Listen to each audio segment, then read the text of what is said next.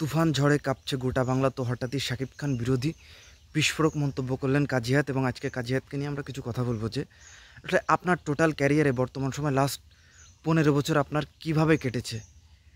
হয়তো দালালি করে কারো একটা সিনেমাতে আপনি কাজ করেছেন এবং সেসব সিনেমাতে আপনার যে জঘন্য এবং নিম্ন মানের যে সংলাপ এবং এগুলো নিয়ে ট্রলিং এবং মিমসের শিকার হয়েছেন। একটা টাইমে হয়তো আপনি ভালো ভালো সিনেমা বানিয়েছেন, বাট বর্তমান সময়ে আপনার কন্ট্রিবিউশন কী এবং বর্তমান সময়ে আপনি একটা ভার ছাড়া কিচ্ছু না।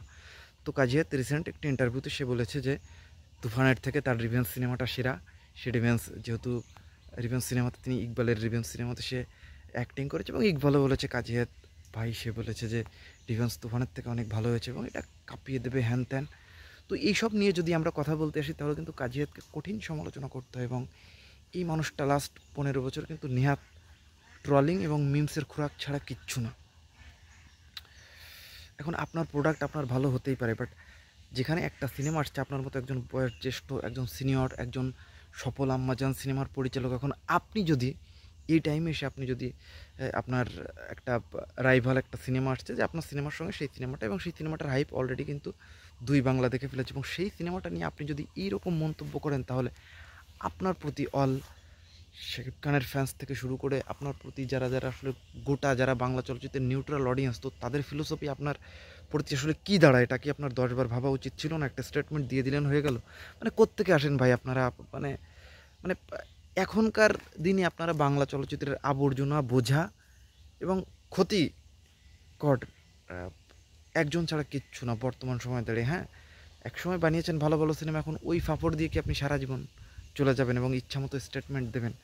যখন ভালো ছিলেন তখন ভালো, এখন আপনি কিচ্ছু না। এবং যে বিশেষ করে যে শাকিব খানকে নিয়ে মন্তব্য করছেন, সে তো এমনিতে মানে কখনো কিছু বলে না বা আসলে শোনে, তো তার মানে ব্যাপারটা এই না যে আসলে তারও ভিতরে ভিতরে আপনাদের প্রতি একটা অবজ্ঞা, একটা মানে তৈরি হয় না। তো বীর সিনেমা যখন বানিয়েছিলেন শাকিব খানকে নিয়ে, এটা আপনার 50 সিনেমা ছিল, কই তারপরে আপনাকে কেউ সিনেমা ডেকেছে এবং আপনি সিনেমা করতে পেরেছেন।